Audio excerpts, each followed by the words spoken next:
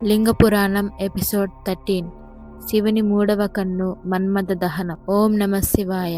శ్రీ సద్గురు సీతారామమ్మ గారి ఆశీస్సులతో లింగ పురాణ వైభవాన్ని కొనసాగిద్దాం. పార్వతీదేవి యవ్వనంలోకి అడుగుపెట్టింది.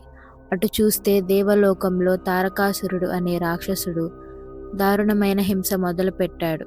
శివుని కుమారుడి చేతిలో మాత్రమే తనకు మరణం ఉండేలా వరం పొందాడు. కానీ శివుడు ఘోర తపస్సులో వైరాగ్యంలో ఉన్నాడు. ఆయన్ని మేల్కొల్పడం ఎవరితరం? తండ్రి హిమవంతుని ఆజ్ఞతో పార్వతీదేవి ప్రతిరోజు కైలాసానికి వెళ్ళి ధ్యానంలో ఉన్న ఆ పరమశివుడికి అత్యంత భక్తితో మౌనంగా సేవలు చేయడం ప్రారంభించింది. కాలం గడుస్తోంది, కానీ శివుని తపస్సు భగ్నం కాలేదు. తారకాసురుని భరించలేక దేవతలందరూ ఇంద్రుణ్ణి శరణవేడారు. శివుని మనసులో ప్రేమను రగిలించడానికి ఇంద్రుడు మన్మధుడిని పిలిపించాడు.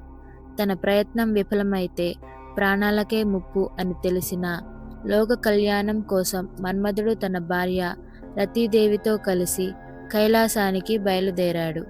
తన వెంట వసంత ఋతువును తీసుకెళ్లి ఆ మంచు కొండల్లో అకాల వసంతాన్ని సృష్టించాడు.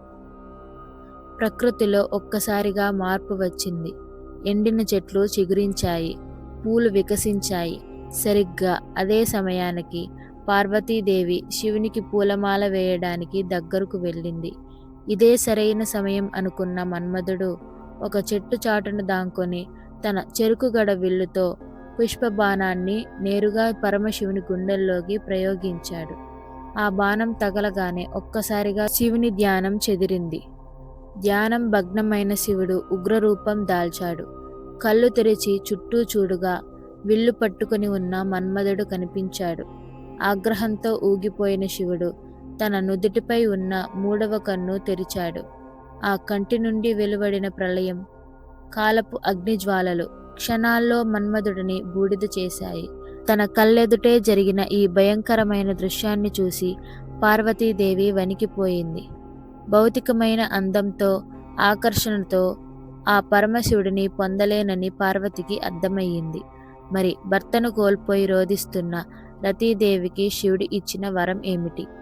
పార్వతీదేవి ఆ పరమశివుడిని ప్రసన్నం చేసుకోవడానికి తీసుకున్న కఠోరమైన నిర్ణయం ఏమిటి? అది వచ్చే ఎపిసోడ్లో తెలుసుకుందాం. ఈ వీడియో గనుక మీకు నచ్చినట్లయితే లైక్ చేయండి, షేర్ చేయండి. తదుపరి ఎపిసోడ్ మిస్ కాకుండా ఉండడానికి మన సద్గురు సీతారామమ్మ ఛానల్ను ఇప్పుడే సబ్స్క్రైబ్ చేసుకోండి. కామెంట్ బాక్స్లో ఓం నమ శివాయ అని టైప్ చేయడం మాత్రం మర్చిపోకండి.